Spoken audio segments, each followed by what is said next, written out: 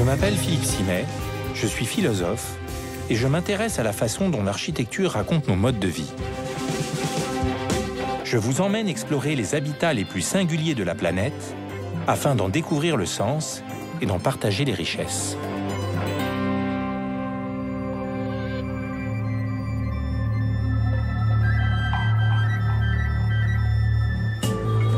Avec ses 7 millions d'habitants, Hanoï, la capitale du Vietnam, est l'une des cités les plus dynamiques d'Asie du Sud-Est. Une ville en pleine expansion. Au détour de ses grandes avenues ombragées, de ses lacs et de son vieux quartier commerçant, Hanoï apparaît comme le fruit d'un mariage d'époques contrastées. Pourtant, elle est parvenue à conserver son identité.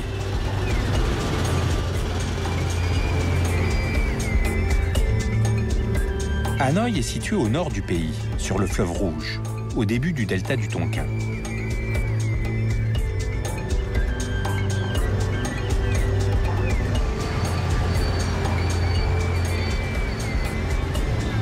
Pour saisir sa richesse, sa diversité et surtout sa singularité, je pars à la découverte des maisons-tubes. Ces étonnantes maisons se situent au cœur du quartier historique. Associant dans un même espace activité commerciale et vie de famille, elles sont le symbole des valeurs de la société vietnamienne depuis plusieurs siècles. La principale caractéristique de ces maisons est leur étroitesse. Des bâtiments aux façades minimales, allant de 3 à 5 mètres de largeur, et qui se sont développés sur 10 à 20 mètres de profondeur, parfois sur 5 niveaux. De quelle façon ces maisons en apparence si contraignantes sont-elles habitées et investies?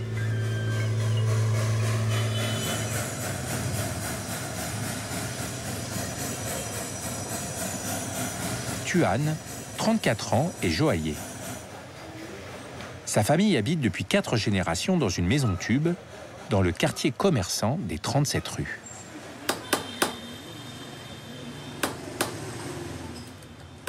Tuan? Bonjour. Bonjour. Ça va bien? Ça va bien. Ouais, merci de m'accueillir chez vous. On est dans votre atelier, en fait? Oui, c'est à la fois ma maison et mon lieu de travail.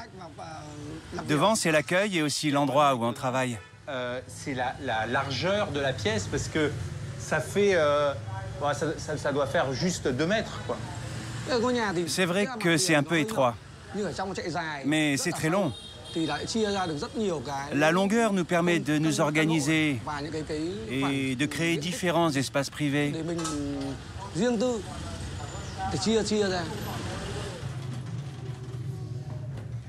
Bonjour. Voici ma grand-mère et ma tante. Je vous présente Philippe, un ami français. Enchanté. Et là, mon petit garçon qui est couché. Cette pièce est donc celle de ma grand-mère. Le lit où elle se repose, mais aussi une salle de séjour, une salle à manger. Ouais, c'est vrai que tout à l'heure, là, dans l'entrée, c'était à la fois la boutique, l'atelier, mais c'est aussi l'endroit où on range tous les scooters. Et là, c'est à la fois la pièce où on dort et celle où on mange. Dans une maison tube, chaque pièce doit être polyvalente. On doit pouvoir y manger, se reposer et dormir.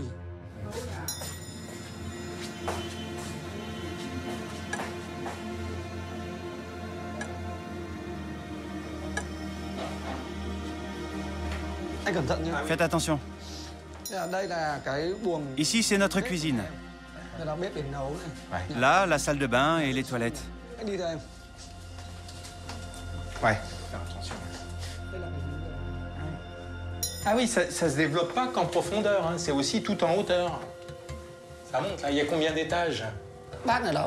Mes oncles ont construit les 3 étages supplémentaires. Notre maison n'a pas toujours été comme elle est maintenant. La partie atelier sur le devant existait déjà, mais cette partie arrière, c'était auparavant un toit horizontal. On y étendait le linge à sécher. Mes oncles se sont mariés et il a fallu construire de nouvelles pièces. Alors lorsqu'on a ajouté ces nouvelles constructions, on a gardé cet espace comme puits de lumière. Regardez là-haut. Ces ouvertures permettent l'aération des pièces. Comme dans la plupart des maisons tubes, La cuisine était autrefois une cour ouverte sur l'extérieur. Mais pour gagner de l'espace, la famille a construit par-dessus. Aujourd'hui, seul l'escalier permet de faire entrer l'air et la lumière dans la maison.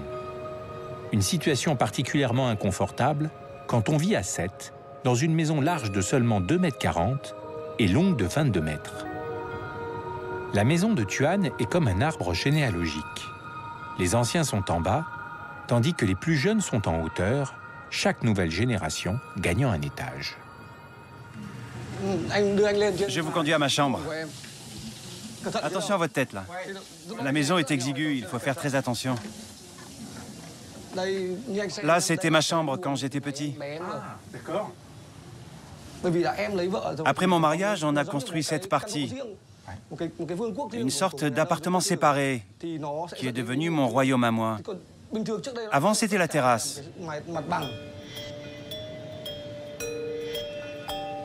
Avec une aire de séchage, un jardin, une volière. Après mon mariage, c'est devenu ma chambre, pour que j'aie mon espace à moi, sans pour autant quitter la famille. Pour comprendre l'évolution des maisons tubes, il faut partir de la structure de la famille vietnamienne, où toutes les générations habitent ensemble. Philippe, vous devez comprendre que la maison tube, c'est toute une tradition. Comme un être vivant, elle doit grandir. Moi et mes enfants, on est la 4e génération. La maison, elle doit s'adapter. Comme nous, on doit s'adapter.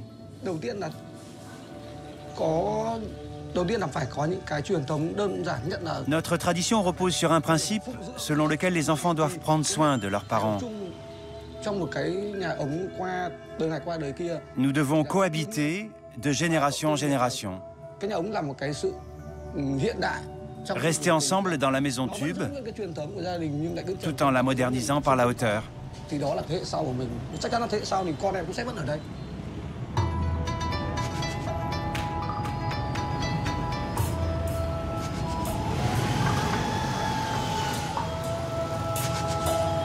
En déambulant dans le quartier des 37 rues, je me rends compte que les maisons tubes ne sont pas forcément habitées par une seule famille.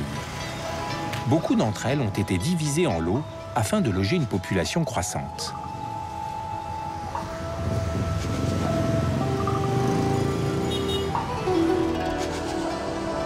Tout se passe comme si cette ville avait été découpée en fines lamelles, puis en petits morceaux, dont chacun tente de tirer parti du mieux qu'il peut. Pour les habitants de ces maisons tubes, air et lumière sont un véritable luxe. Au moyen de cours aménagés et de terrasses arborées, ils tentent de rompre avec les contraintes de ces espaces confinés.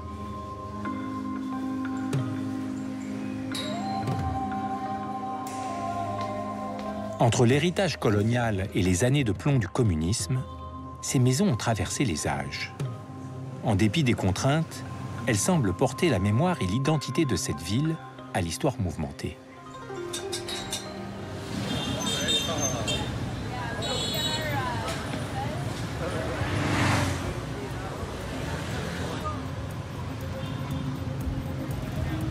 Chi Duc Thien, un photographe passionné d'histoire, observe l'évolution d'Hanoï depuis de nombreuses années.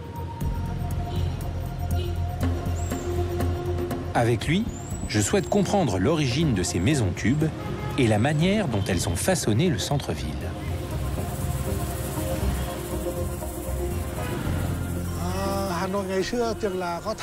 À l'origine, Hanoï était une citadelle royale, construite par un empereur. Mais comment vivre dans une citadelle? Le roi et les mandarins ont eu besoin de se nourrir, de se vêtir.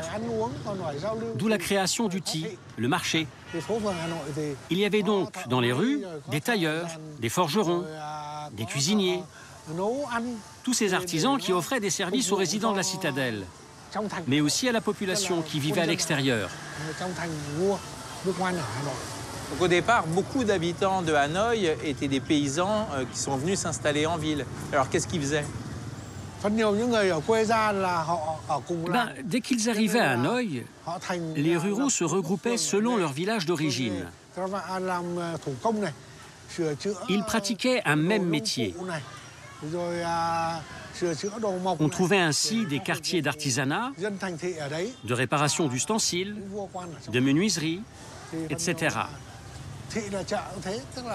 Les paysans des alentours fournissaient des vivres et répondaient aux besoins de la cour et de la population.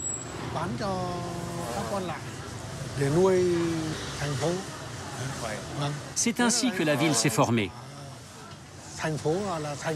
Il y a le marché, il y a les rues, et chaque rue est occupée par une corporation, correspondant à un métier donné.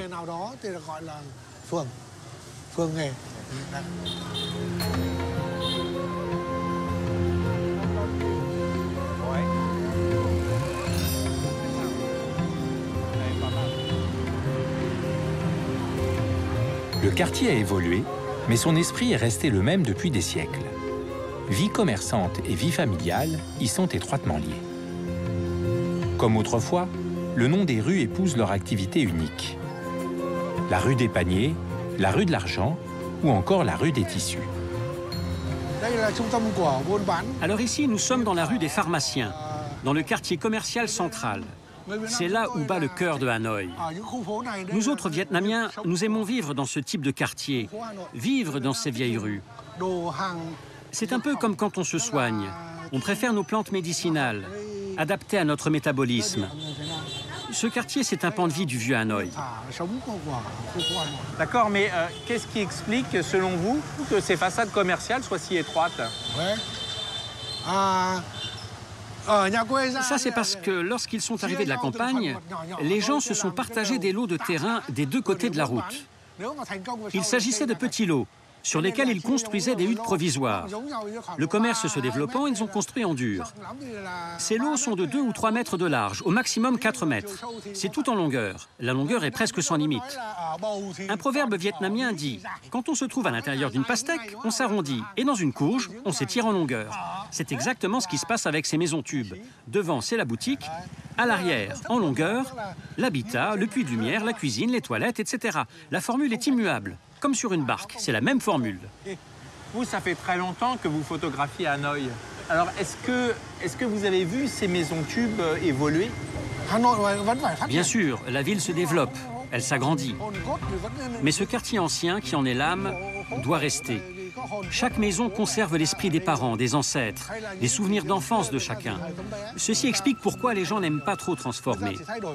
Certes, on adopte le climatiseur, les équipements sanitaires modernes. Mais nous restons tout de même attachés à la tradition, à tout ce qui nous rappelle les ancêtres. Les constructions anciennes de Hanoï sont toutes de dimension modeste. Mais elles portent en elles l'âme de la ville, l'âme de la capitale historique du dragon prenant son envol.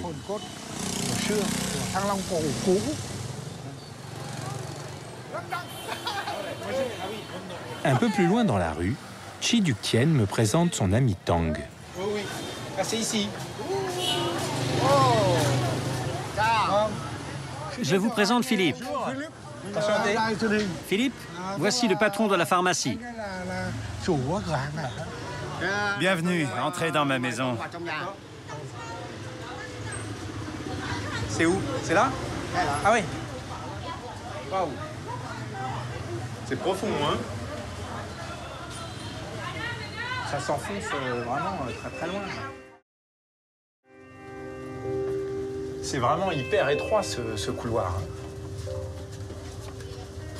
Puis sans fenêtre. Ah oui, qu'est-ce qu'il y a là? Oh! Qu'est-ce que c'est? Ça, c'est notre dépôt. D'accord. Ah, il y a tout là. Hein. Toutes les herbes, les plantes. Bonjour. Ah ouais, incroyable. Ah, et puis ça continue, quoi. Ah, puis là, un deuxième couloir. Ah, mais il est interminable, ce couloir. Est-ce que là, on est encore dans la même maison? Oui, on longe toujours la maison. Elle a une longueur totale de 100 mètres. C'est fou. C'est fou. Là, on traverse vraiment mais tout l'îlot, quoi. On est arrivé. Entrez, je vous en prie. Ah, ça y est. Ah, c'est là, ouais. C'est vraiment étonnant, là, l'étroitesse de cette maison, là. La largeur est de 3,50 mètres. D'accord. À chaque niveau, j'ai 2 pièces d'une superficie totale de 50 mètres carrés. Allez-y, je vous en prie. C'est sur quoi, là? Ah oui, oh! Ok, super. Génial. Voici la terrasse. Ah, la vue est géniale. Ouais. Elle a un point de vue qui domine les alentours. Ouais. Est-ce que cette terrasse-là, arborée, c'est pas une manière de recréer les cours qu'on trouvait souvent dans les premières maisons tubes? C'est une maison tube, mais vous voyez, il y a de la lumière. C'est aéré et calme. J'en suis très content, c'est très agréable.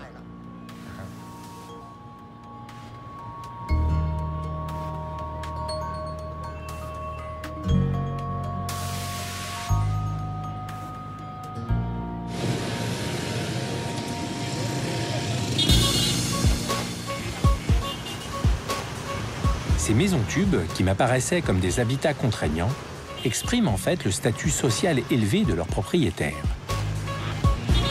Elles ont pris avec le temps une valeur considérable. Le prix du mètre carré varie aujourd'hui entre 30 000 et 50 000 $. Ces maisons représentent à la fois un signe de prestige et un symbole de réussite. Lee Tan-ki, un jeune architecte, a choisi de construire son logement en réinterprétant la maison-tube. Qui? Bonjour, c'est Philippe. Est-ce que je peux rentrer? Salut Philippe. Ouais. Bonjour. Ciao. Ça va bien? Ciao. Ah, c'est super chez vous. En fait, vous avez recréé une maison tube contemporaine.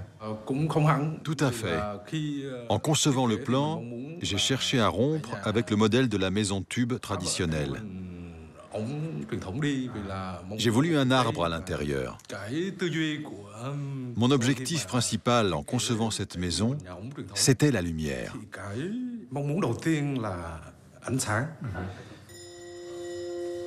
En faisant rentrer la lumière à l'intérieur de sa maison, Lee Tan-ki a fait de cet espace un véritable lieu de vie et de loisirs. Super. C'est ici que je travaille, que je lis et que de temps en temps je joue de la musique. C'est agréable de se réveiller et d'avoir de la lumière naturelle. Parfois, on ne ressent plus le besoin de sortir. On travaille à côté, puis on descend au premier étage pour prendre son café ou son petit déjeuner. On remonte ensuite pour reprendre le travail. Vous restaurez et vous construisez des maisons tubes. Alors, quel regard portez-vous sur l'évolution et l'avenir de ce type de maison? L'aménagement d'un quartier de maison tube est très difficile. La maison tube ne répond pas aux besoins fondamentaux de l'existence moderne. C'est un endroit fait uniquement pour des choses basiques. Dormir, dîner et regarder la télé. Dans l'esprit de la plupart des gens, c'est un lieu pour faire du commerce et des affaires. Et pour cela, la maison tube convient parfaitement, et ce depuis des générations.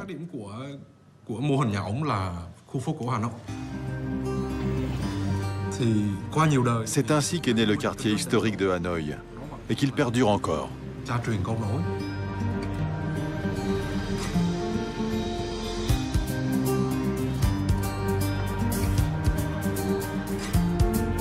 La permanence de ces maisons-tubes freine le développement urbain du quartier. Mais elle lui donne néanmoins sa vitalité. Elle brouille la limite entre la rue et la maison, comme si la rue était le prolongement naturel de l'espace domestique. Ah, c'est pas évident de traverser. Il faut s'engager en fait. Pour Lee Kok-hong, urbaniste, c'est précisément cette limite poreuse entre privé et public, entre logement et activité commerciale, qui confère à Hanoï sa qualité de ville. Moi, ce que j'aime particulièrement ici, c'est toutes ces activités commerciales qui débordent comme ça sur les trottoirs. Oui. En fait, les activités qu'on voit sur le trottoir, c'est une extension des activités dans la maison.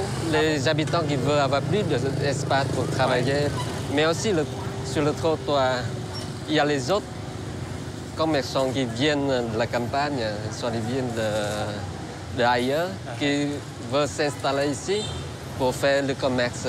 Ah, mais on voit que tout est investi. Hein. Il y a les boutiques, des fois il y a des gens qui viennent cuisiner des légumes, il y a tous les scooters aussi. Exactement. C'est hyper dynamique parce que tout le monde se mélange. Tout le monde se mélange. Puis on marche pas sur les trottoirs en fait, on marche au milieu de la route. Oui. Mais tout ça peut fonctionner ensemble. Quand je suis arrivé, je me suis dit mais je pourrais jamais marcher dans la rue avec tous ces scooters. Et finalement, au bout d'une demi-heure, on arrive très bien à se déplacer et on se sent pas du tout menacé par quoi que ce soit. On est au milieu du trafic et en fait ça va bien. Oui, ça va bien. Et là, ça devient une image particulière de Hanoï, une image assez typique de Hanoï. En fait, je me dis que ces maisons tubes, elles ont donné naissance à un modèle de ville très compact et très mixte. Exactement, on peut dire que c'est une urbanité typique de Hanoï. Et toute la mixité, comme on voit là, mixité sociale, mixité fonctionnelle, mixité de style architectural aussi, ça donne à Hanoï un charme particulier.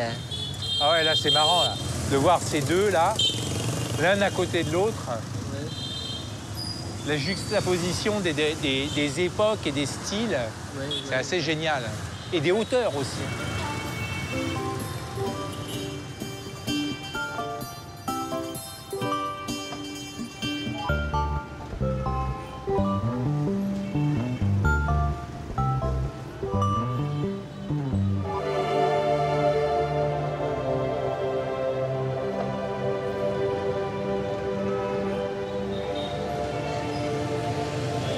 Ce que je trouve incroyable ici, c'est que vraiment, mais tout est en permanence entremêlé.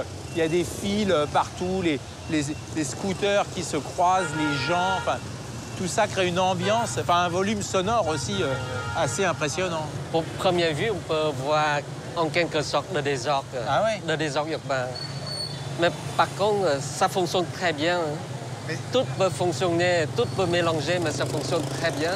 Pour moi, c'est ça l'urbanité. C'est-à-dire qu'on arrive, on a un peu un sentiment de chaos, et en fait, on s'aperçoit vite qu'il y a une autorégulation et que toutes les choses marchent très bien entre elles, quoi.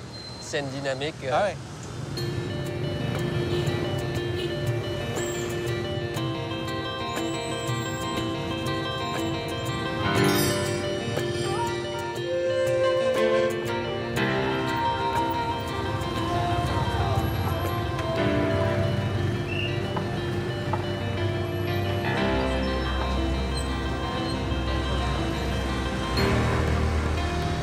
La vie bouillonnante du centre d'Hanoï ne s'arrête pas une fois la nuit tombée.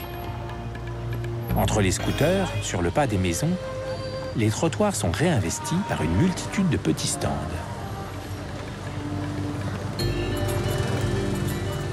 Hey, Antoine. Tiens, Ça va? quelle surprise. Ah, super. Je vends des ban bao, des brioches à la vapeur, un mets traditionnel vietnamien. Asseyez-vous là. Ah ouais, je veux bien, ouais. C'est un travail d'appoint à mon métier principal de bijoutier. Ce travail du soir, c'est un supplément de revenus. En fait, vous vendez ces petits pains-là juste devant la maison. En fait, le trottoir ne nous appartient pas. Ça appartient à l'État. Mais comme on est à l'étroit, on est bien obligé de déborder un peu, juste devant la boutique. Ce business de petits pains, là, est-ce que ça marche bien? Vous voulez essayer de vendre mes brioches? Ah ouais, ouais, je veux bien. Vous me montrez? Alors, d'abord, vous devez... Tenez, mettez-vous là. Avant de vendre, il faut connaître la carte. Ouais. Baudelaire nous dit que la forme d'une ville change plus vite que le cœur d'un mortel. Les maisons tubes d'Hanoï nous prouvent le contraire. Non par simple volonté de conservation, mais parce qu'elles assurent la cohésion des familles et la stabilité de leurs activités commerciales.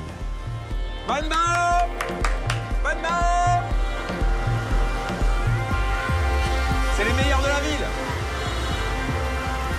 C'est grâce à ces maisons tubes que ce vieux quartier conserve encore toute sa saveur et sa vitalité.